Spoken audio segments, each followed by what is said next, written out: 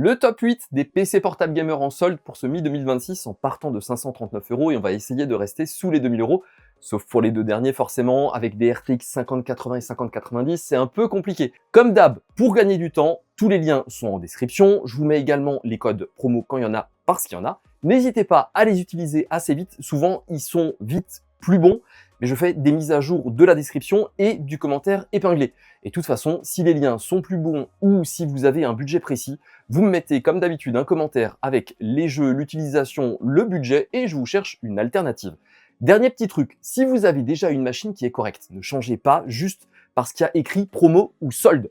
En ce moment, le meilleur bon plan, c'est de ne pas changer si on n'a pas besoin. Le premier PC portable gamer de ce top est un IdeaPad Slim 3 15 ARP10 à 539 € sur Cdiscount, 559 € en vrai, avec les codes 10 des 69 et Elo 10 cumulés, 10 € de réduction à chaque fois avec 16 Go de mémoire vive et un Ryzen 7 7735 HS avec un circuit graphique intégré, non une carte graphique, un 680M, écran 15 pouces 60 Hz, autonomie 6-8 heures pas en jeu forcément en fonction de l'utilisation.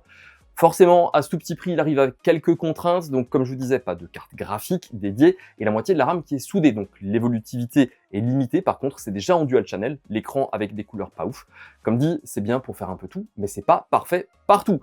Ça fait tourner Dirt Rally à 80 FPS en 1080 en élevé, Forza Horizon 5 à 60 FPS en médium, League of Legends à 150 FPS, GTA 5 à 90 FPS en moyenne, Fortnite 110 FPS en moyen, après Cyberpunk 2077 c'est plutôt 30-40 FPS, comme Hogwarts Legacy. Indice de réparabilité de 8,6 sur 10, c'est quand même pas mal du tout, pour moins de 600 €. C'est pas idéal non plus, je vais pas vous le cacher, mais ça fait le boulot et plutôt pas trop mal. C'est vendu sans Windows, mais c'est vraiment facile de l'installer. Une clé Windows, vous en trouvez aussi une dans la description, ça vaut 1 €, pas plus. Le deuxième PC portable gamer de ce top, c'est le Asus Gaming V16, dispo à 749 € sur Cdiscount, qui tombe à 729 avec les codes 10, D69 et Elo 10. Et pour commencer, pour le prix, c'est pas mal du tout. La fiche technique est pas complète, donc je vous donne tout ici. On a une RTX 5050 avec un TGP de 70 watts, processeur Intel Core 5 210H, 16 Go de RAM avec une seule barrette, donc pas de dual channel de base, 512 Go de SSD sans Windows. Bon, c'est pas une folie, mais une 5050 avec toutes les techno IA, c'est intéressant. Niveau perf, Cyberpunk 2077, on accroche les 60 FPS en réglage moyen haut.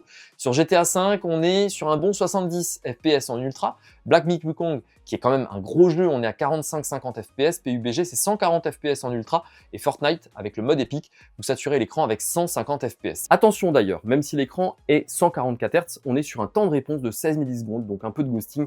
Et surtout des couleurs, c'est 62% du sRGB. En balade, c'est bien, mais à la maison, prenez un écran un peu meilleur, comme le Titan Army P2712V. Ça vaut vraiment le coup, ça coûte 200 balles et ça fait largement mieux le boulot. Indice de réparabilité de 8,8 sur 10, c'est excellent pour moins de 750 € pour du récent. C'est le meilleur rapport qualité-prix. Le troisième PC portable gamer de ce top, c'est mon chouchou. Ça fait déjà quelques mois que je vous le présente régulièrement, c'est le HP Victus 15 FB 3012 NF dispo chez Cdiscount à 829 €, 849 et il faut mettre les codes 10 et 69 et Elo 10. Donc après remise, on est à 829. On a une RTX 5060 avec un TGP de 75 watts et ça change tout par rapport au Asus qu'on vient de voir. Entre la 5050 et la 5060, la différence est quand même assez nette. Le pros, c'est un Ryzen 5 340 avec la partie intelligence artificielle pour optimiser l'autonomie de la batterie et 16 Go de DDR5, donc avec une seule barrette, pas de dual channel, mais vous pouvez passer à 32 Go pour 170 € environ en neuf, 120 € environ en occasion. Franchement, je vous conseille vraiment de le faire. Niveau perf sur Cyberpunk 2077 avec le DLSS 4 en mode qualité, on dépasse les 60 FPS en ultra. Ça reste assez dingue pour un PC à moins de 900 €. Sur Forza Horizon 5, on est à 90 FPS en extrême. Sur Hogwarts Legacy, on est à 65 FPS en ultra. Et sur Spider-Man 2, on est aussi à un très bon 65 FPS de moyenne en option. Très haute grâce au DLSS. Attention, même problème que le Asus juste avant avec la 5050, c'est relou parce que les couleurs données pour 62% du sRGB, 21 millisecondes de temps de réponse, donc du ghosting, on pourrait avoir mieux. Mais là, clairement, c'est la config en premier et on prend un écran pour la maison si vous pouvez. Sans Windows, encore une fois, 2,3 kg, indice de réparabilité 7 sur 10, ajouter SSD et barrette de RAM, ça se fait vraiment bien. C'est clairement ma pépite, rapport perf-prix, surtout à ce prix-là, pour une 5060. Le quatrième PC portable gamer de ce top, on passe sur un Lenovo Legion 5 15 10 avec une RTX 5070 livrée avec un sac de transport chez Cdiscount pour 1279 €, 1299 € avec les codes, comme je vous les ai donnés avant. Et là, on est vraiment très bien équipé puisqu'on a un Intel Core i7 13650HX, 14 cœurs très costaud, 5070 avec un TGP de 115 watts, SSD 512 Go, 32 Go de mémoire vive en 2 barrettes, donc dual channel activé. Seul petit problème, c'est que c'est de la 4800 MHz, c'est mieux de la 5600 MHz pour la réactivité, mais on va pas chipoter par les temps qui courent. Au niveau des perfs, ça donne Cyberpunk en ultra, on est à 90 FPS, Forza Horizon 5 en extrême, on est quand même à plus de 130 FPS, Counter-Strike 2 à 260 FPS en réglage élevé, Red Dead Redemption 2 en ultra, on est à un bon 75 FPS, God of War Ragnarok, on est à plus de 110 FPS en ultra, franchement c'est pas mal du tout. On a un écran WUXGA, donc un peu plus que le Full HD en 165 Hz, 100% sRGB. Couleur bien vive, très naturelle, l'autonomie de 5 heures, hors jeu, toujours pas en tâche lourde, forcément, indice de réparabilité de 8,6 sur 10. Mais si vous êtes minutieux, l'entretien, les modifs et autres, ça se fait hyper bien. C'est mon coup de cœur de toute cette vidéo, le meilleur rapport perf-prix, clairement, surtout avec 32 Go en dual channel. Il faut juste prévoir un SSD de 1 Tera et ça sera parfait. Le cinquième PC portable gamer de ce top, c'est le MSI Katana 15, dispo sur Amazon à 1329 €. On reste sur une RTX 5070, même TGP, mais on est à 1 Tera de SSD, un pros un peu plus costaud et Windows 11 installé. Donc pour ceux qui veulent recevoir le PC, l'allumer, installer Steam et basta, franchement c'est plus confortable.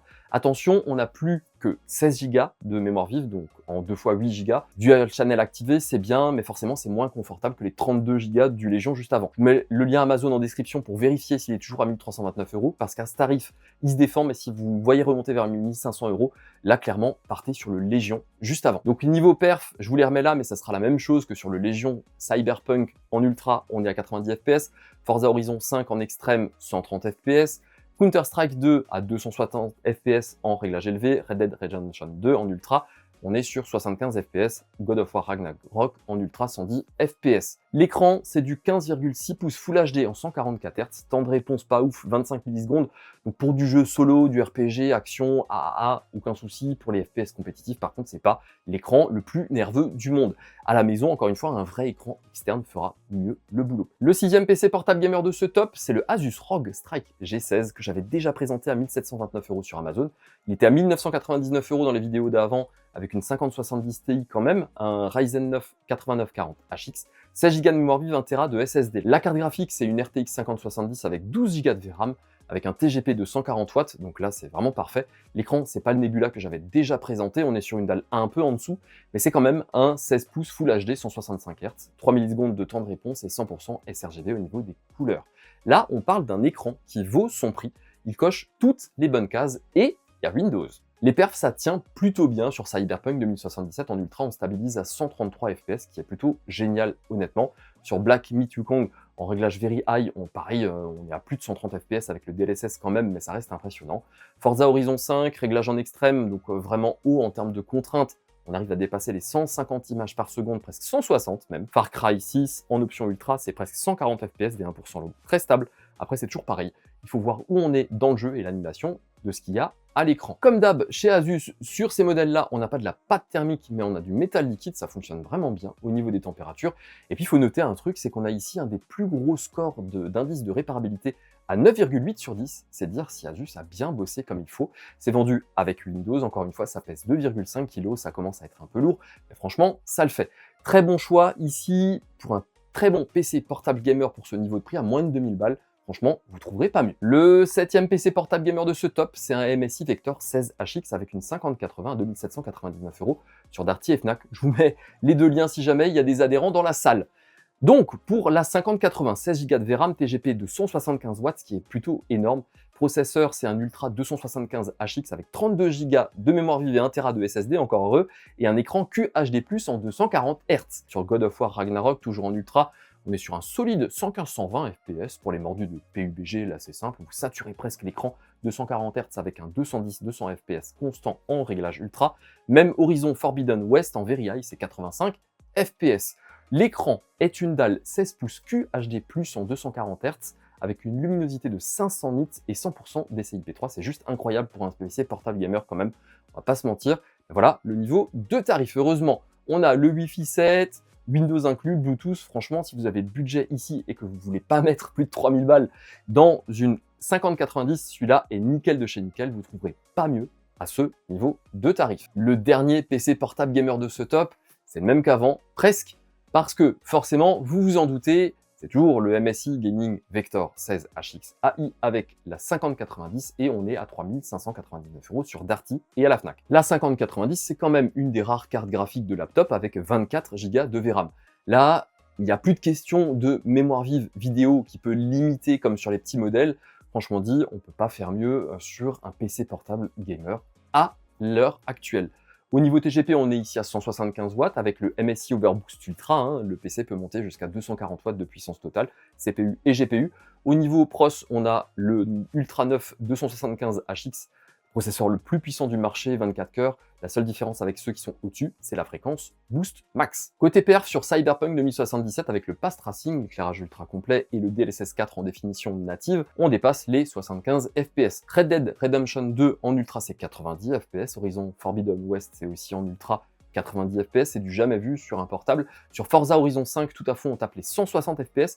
Counter-Strike 2, vous saturez l'écran 240 Hz en quasi-permanence, même en poussant les détails, on est sur du 300 FPS.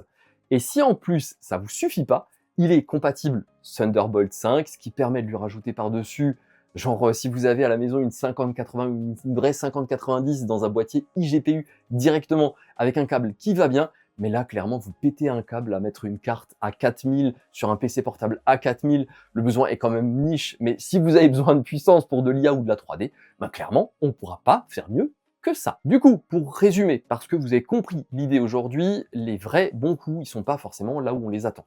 Comme d'hab, tous les liens sont en description, avec les codes promo quand il y en a. Faites vite si une offre vous intéresse, parce que les stocks partent parfois, mais franchement n'importe comment, et surtout, les prix peuvent changer du jour au lendemain.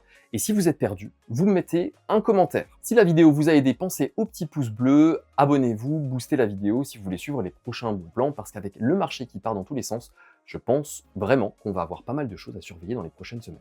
Et moi, je vous retrouve très vite pour une prochaine vidéo. Allez, prenez soin de vous, faites pas n'importe quoi avec votre carte bleue, et à la prochaine. Salut!